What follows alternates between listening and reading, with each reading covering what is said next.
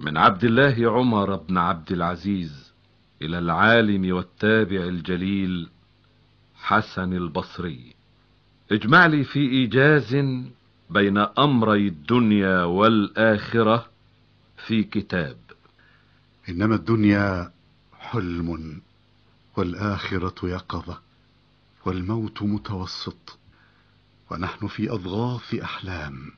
من حاسب نفسه ربح، ومن غفل عنها خسر، ومن نظر في العواقب نجا، ومن أطاع هواه ضل، ومن حلم غنم، ومن خاف سلم، ومن اعتبر أبصر، ومن أبصر فهم، ومن فهم علم، ومن علم عمل.